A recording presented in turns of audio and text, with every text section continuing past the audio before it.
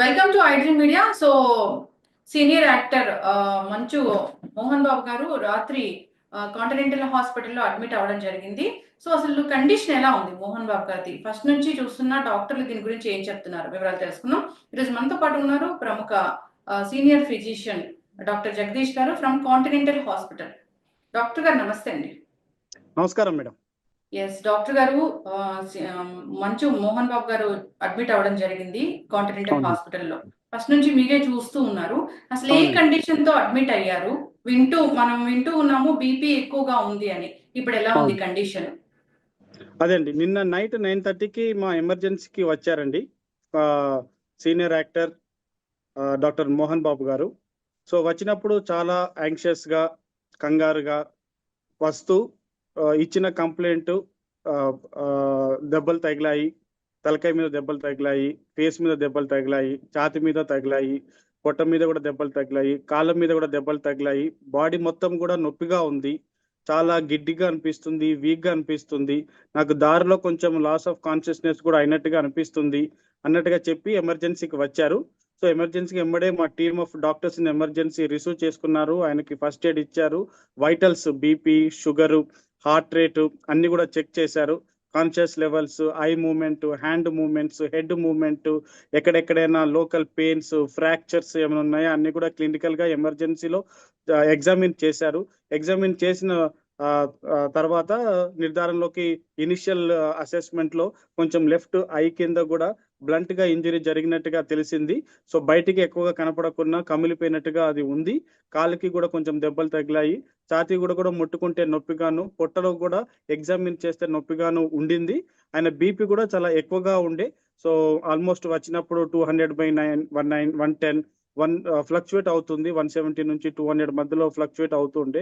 Heart rate కూడా చాలా ఎక్కువగా ఉండే. ఆయన వచ్చినప్పుడు చాలా యాంగ్షియస్ ఉండడం వల్ల కావచ్చు, స్ట్రెస్ఫుల్ గా ఉండడం వల్ల కావచ్చు, ఆయనకు ప్రీవియస్ గా బ్లడ్ ప్రెషర్ కూడా ఉంది, హైపర్ టెన్షన్ కూడా ఉంది. ఆ మెడిసిన్స్ కూడా ఆయన తీసుకుంటున్నారని చెప్పారు.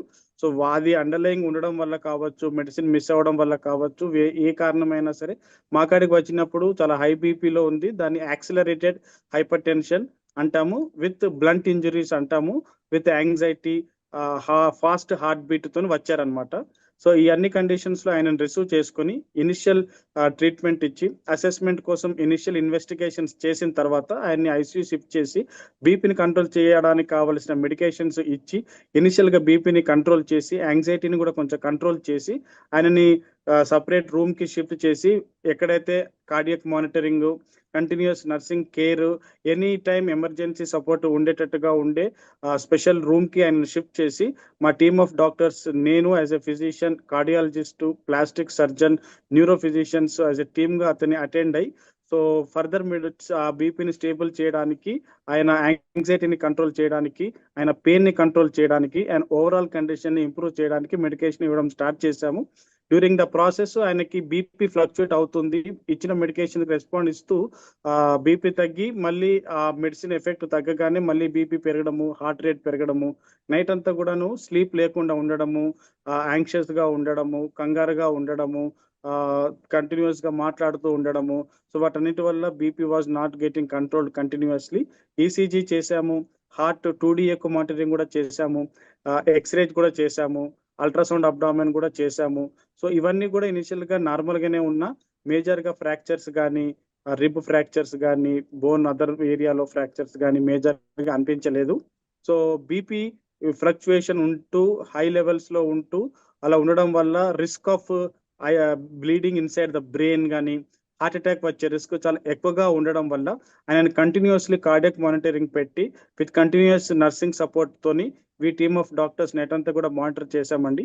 సో బీపీని మార్నింగ్ వరకు కొంత కంట్రోల్ చేసినా మళ్ళీ మార్నింగ్ కి మళ్ళీ బీపీ పెరిగింది, మళ్ళీ షూట్ అవుట్ అవుతూ ఉంటుంది. Every half an hourly personal గా బీపీ చెక్ చేస్తూ continuous heart rate and BP monitoring లో పెట్టుకుంటూ ఆయన బీపీ కంట్రోల్ చేయడానికి మేము కంటిన్యూస్ ట్రీట్మెంట్ ఇస్తున్నాము. ఫర్దర్ గా కూడా head injury are face injury అయిన చోట కూడా సిటీ స్కాన్ చేయడానికి కూడా ప్రయత్నం చేస్తున్నాము. ఇది స్టేబుల్ అయిన తర్వాత దాన్ని బట్టి ఫర్దర్ గా ఇన్ఫర్మేషన్ మనం ఇవ్వచ్చు.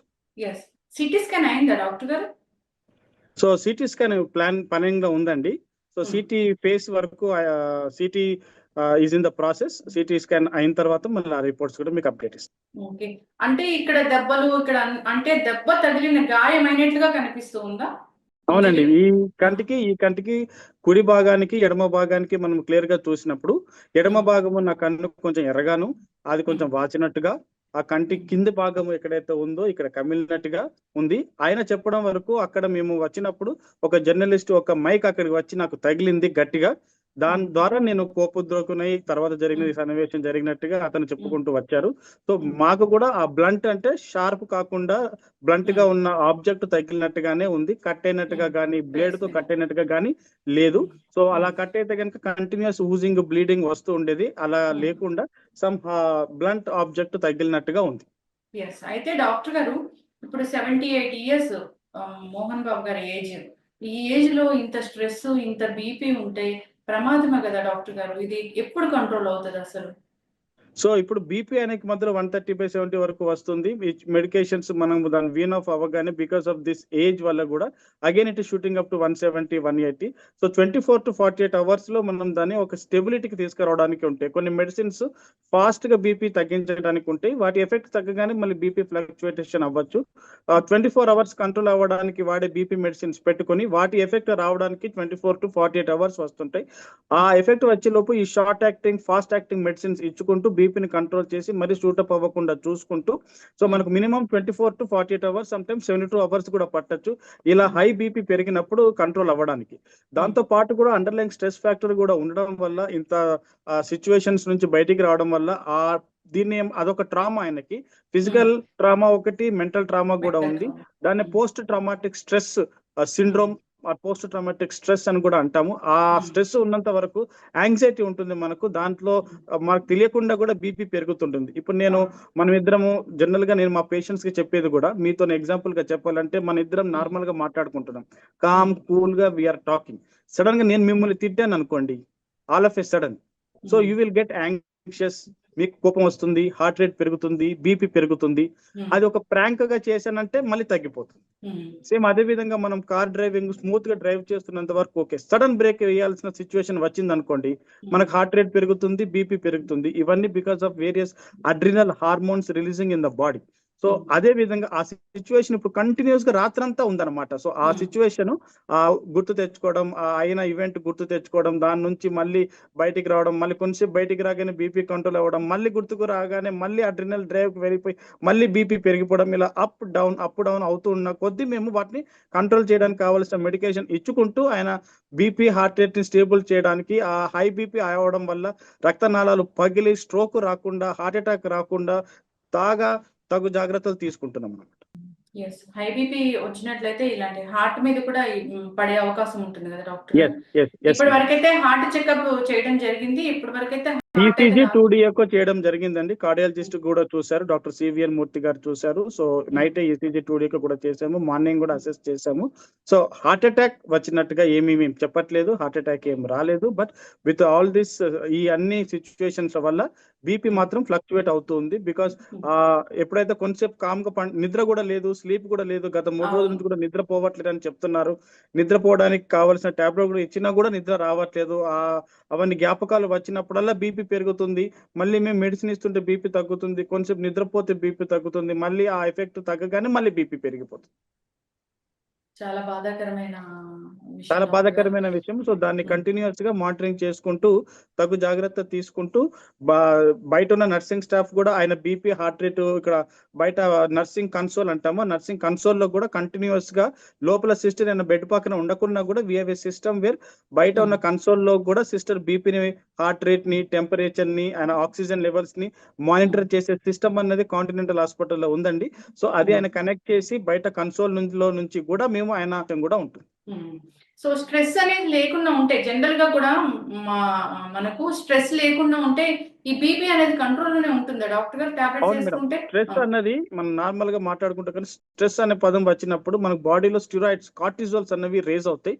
కార్టిజోల్స్ రేజ్ అయినప్పుడు షుగర్ పెరగడం కానీ, బీపీ పెరగడం కానీ, hormones, adrenal hormones, fright hormones అని అంటాము. వాటి వల్ల మనకు కోపం రావడం కానీ, హార్ట్ రేట్ పెరగడం కానీ, బీపీ పెరగడం కానీ జరుగుతుంటుంది. సో కొన్ని హార్మోన్స్ వల్ల మన బీపీ తగ్గుతుంది, కొన్ని హార్మోన్స్ వల్ల బీపీ అనేది పెరుగుతుంది. సో ఈ స్ట్రెస్ వల్ల ఈ బీపీ పెరిగే హార్మోన్స్ పెరిగే ఛాన్సెస్ ఉండి హార్ట్ రేట్ బీపీ పెరిగి వాటి వల్లనే హార్ట్ కి సప్లై చేసే బ్లడ్ వెజిల్స్ కూడా సన్నగా అయ్యి బ్లడ్ సర్క్యులేషన్ తగ్గి బ్లడ్ లో క్లాట్ లేకున్నా కూడా హార్ట్ అటాక్ వచ్చే అవకాశం ఉండి సడన్ కార్డియాక్ డెత్ అయ్యే ప్రమాదం కూడా ఉంది. అందుకే ఆయనని కంటిన్యూస్ గా కార్డియాక్ మానిటరింగ్ చేస్తున్నాము. బ్లడ్ వెజల్స్ లో క్లాట్ ఉంటేనే హార్ట్ అటాక్ కాదు, ఇలాంటి స్ట్రెస్ కండిషన్స్ లో రక్తనాళం ఇంత ఉన్నది కాస్త ఇంత నేరో అయిపోయి బ్లడ్ సర్క్యులేషన్ వెళ్ళకపోవడం వల్ల సడన్ కార్డియాక్ డెత్ అయ్యే రిస్క్ కూడా ఉంటుంది అనమాట.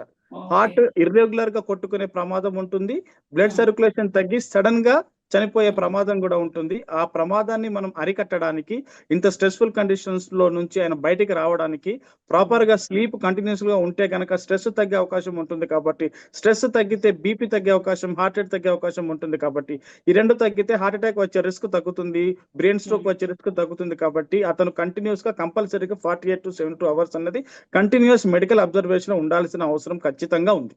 ఎస్, ఈ పెయిన్స్ తగ్గడానికి కూడా అంటే లోపలంతా కమిలినట్లుగా ఏం లేదు కదా డాక్టర్ గారు, నార్మల్ గా పైన దెబ్బ బయట తగిలింది నుంచి కదా. చూస్తే కమిలినట్టుగా లేదు, చూస్తే ఇక్కడ ఈ బోన్ ఫ్రాక్చర్ ఉన్నట్టుగా సస్పిషన్ ఉంది.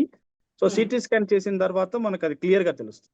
ఎస్, ఖచ్చితంగా డాక్టర్ గారు చాలా అంటే తొందరగా కోలుకొని బయటికి రావాలని కోరుకుందామండి. ఆయనకి చాలా ఫ్యాన్స్ ఉన్నారు, అందరికీ ఆయన చాలా ఇష్టమైన నటులు. సో తొందరగా కోలుకొని బయటికి రావాలి, హ్యాపీగా హెల్దీగా ఉండాలి. మనందరికీ మళ్ళీ ప్రెస్ మీట్ పెట్టి నేను హెల్దీగా ఉన్నానని చెప్పాలి. మంచి వైద్యం అందిస్తున్నారండి, రాత్రి బాళ్ళు కూడా మీరు కష్టపడుతున్నారు. డాక్టర్స్ దేవుళ్ళు అంటే నిజంగానే ప్రాణాలు పోసే దేవుళ్ళు మీరు.